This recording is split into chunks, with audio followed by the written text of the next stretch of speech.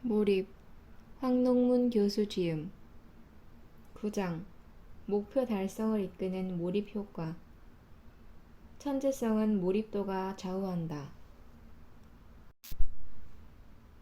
의도적인 노력에 의한 목표 지향이 과연 얼마나 계속될 수 있을까?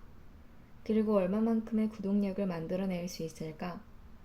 도저히 불가능해 보이는 문제에 도전할 때 내가 할 수 있는 궁극의 최선은 어떤 상태일까? 나는 지금까지 최선에 대한 패러다임의 변화를 크게 3번을 경험했다. 돌이켜보면 최선을 다하는 방법이 서툴수록 효율도 낮고 고통스러웠다. 그러다 올바른 최선의 패러다임으로 바꿔 탈 때마다 비약적인 발전을 했다. 중고등학생 시절 나는 잠을 줄이는 것이 최선이라고 생각했다. 그러나 그것은 무리한 최선이었고 오랜 기간 실천하면서 많은 부작용이 나타났다. 그런 시행착오를 겪으면서 나는 무리하지 않는 최선의 중요성을 처음으로 실감했다. 무리가 없는 최선. 그래서 오랜 기간 아무 탈 없이 지속적으로 실천할 수 있는 최선. 이것이 첫 번째 패러다임의 변화였다. 그 후로는 밤 11시까지만 공부를 하고 잠을 충분히 잤다. 이 무리하지 않는 최선은 아무리 지속해도 별다른 부작용을 일으키지 않았다. 나는 무리하지 않는 최선의 실천에 대학 입시와 대학원 입시에 합격하고 박사학위도 받았다. 그러다 포닥 시절 세계적인 서각들은 많은 시간을 생각하면서 보낸다는 사실을 알게 되었고 반면 나는 머리를 전혀 쓰지 않으면서 연구를 하고 있다는 사실을 깨달았다. 그러면서 의식이 있는 한 생각의 끈을 놓지 않겠다. 꼭 결심하고 이것을 실천하면서 몰입을 체험했다.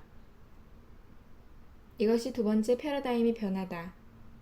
이 우주에 오직 그 문제와 나만 존재한다는 인간이 체험할 수 있는 최대의 집중 상태를 경험하고 이것이 최선이구나 라고 생각했다. 그런데 그건 역시 최선은 아니었다. 하루 이틀 최선을 다한다고 해서 어느 분야에서 수십 년 동안 해결되지 못한 문제를 풀 수 있는 것은 아니다. 그런 상태를 몇 달간, 심지어 몇 년간 지속해야 하는 것이다. 그러면 상상도 할 수 없는 열정이 더해진다. 인간이 할 수 있는 최대의 집중 상태와 최대의 열정이 결합될 때 비로소 궁극의 최선이 발휘되는 것이다. 몇 달간 몰입을 지속하면서 이러한 궁극의 최선을 경험했다. 이것이 세 번째 최선에 대한 패러다임의 변화다. 일생을 살면서 궁극의 최선을 이끄는 고도의 몰입 상태를 한 번도 경험해보지 못한다는 것은 안타까운 일이다. 자신이 무엇을 해결할 수 있는지, 어떤 잠재력을 갖고 있는지 모른 채 살아가는 것이기 때문이다. 누구나 어릴 때는 훌륭한 과학자, 법률가, 의사, 예술가, 정치가 등 커서 이루고 싶은 꿈이나 소망을 품는다. 그리고 이런 소망들은 단순한 바람이 반복되면서 강화된다. 예를 들어 내가 커서 훌륭한 과학자가 되겠다는 다짐을 하루에 10분씩 600번 반복했다고 하면 거의 2년을 매일같이 바람이 이루어지기를 소망한 셈이다. 이 바람의 시간을 합산하면 100시간이 된다. 이는 나중에 강력한 소망으로 바뀌어 기필코 그렇게 되리라는 결심과 다짐으로 굳어질 것이다. 이런 한결같은 소망은 뇌의 강력한 목표 지향의 시냅스를 만들어 아이의 성장 과정에서 또 어른이 되어 세상을 살아갈 때도 일생에 적지 않은 영향을 미친다. 가령 내가 어떤 문제에 일주일 동안 몰입을 했다고 하자. 일주일 동안 자나깨나 그 문제를 해결하기 위해 그것에 대한 생각만 하고 관련된 문헌만 읽는다면 얼마의 시간이 걸릴까? 적어도 하루에 15시간 이상은 그것에 대한 생각을 하게 된다. 그렇게 일주일이 지나면 100시간이 넘는다. 일주일만 몰입해도 주어진 문제를 풀겠다는 목표 지향을 만든 시간이 어린 시절에 소망을 형성하는 만큼의 시간이 되는 것이다. 그렇다면 일주일이 아니라 몇 달간 몰입을 실천하면 어떻게 될까? 몇 개월 동안 계속해서 그 문제에 대해서만 생각하면 머릿속이 온통 그 문제로 가득 채워진다. 그리고 일상의 기억은 금세 잊혀져 기억이 가물가물해진다. 기억에서 사라지면 관심도 없어진다. 이러한 상태가 되면 내가 세상을 사는 이유가 그 문제를 해결하는 것이 된다.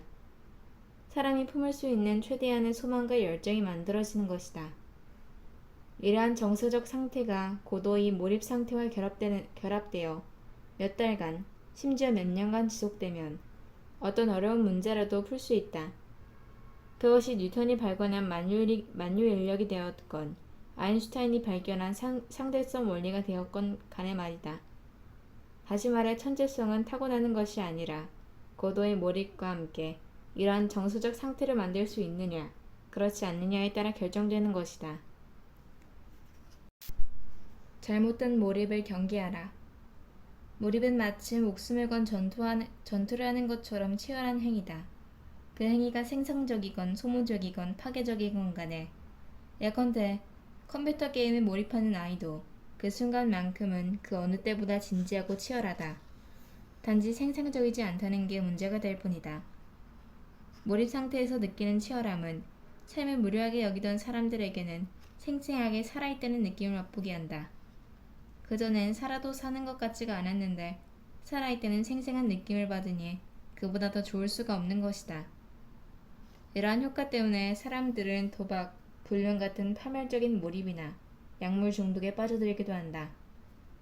오토바이 폭주족들이 위험하기 짝이 없는 질주를 하는 이유도 몰입의 즐거움 때문이다. 속도에 취하면 최고의 스릴에 취해 더 바랄 게 없는 상태가 된다. 오토바이 질주처럼 목숨을 담보로 한 취미 활동은 위기감과 절박함을 만들어 쉽게 몰입을 유도하지만 결코 바람직하지 않다. 그런 식의 자극을 쫓다 보면 불의의 사고를 당할 수도 있고 청소년이라면 비행으로 이어질 수도 있다. 범죄자들도 범죄 행위를 저지르면서 몰입의 즐거움을 느낀다고 한다.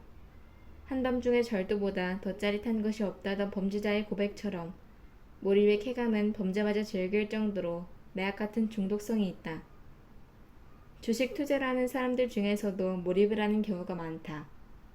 큰 돈을 가지고 주식 투자를 하다 보면 하루에 수억 원을 벌기도 하고 잃기도 한다. 이런 결과는 대단히 큰 자극이 된다. 특히 돈에 몰입하기 시작하면 돈에 대한 내적 중요성이 극도로 올라가 이를 목숨보다 더 중요하게 생각하게 된다. 가족에 대한 생각보다 돈에 대한 생각을 많이 하다 보면 가족보다 돈이 더 중요하게 여기게 되기도 한다. 그런데 주가가 올라 돈을 벌 때에는 더없이 기쁘겠지만 주가가 폭락해 큰 돈을 잃을 경우 그 상처는 이루 말할 수 없고 여러 가지 후유증에 시달리기도 한다.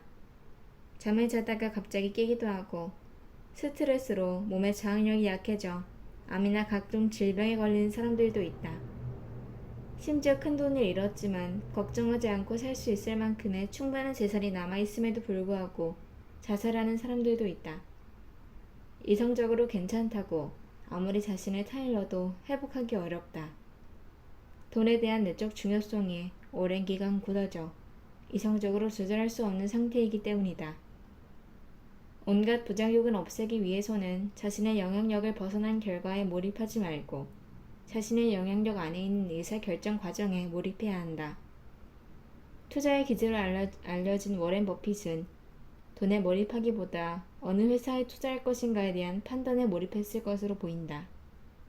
그가 돈에도 몰입하는 사람이었다면 재산의 99%를 사회에 기부할 리가 없지 않은가.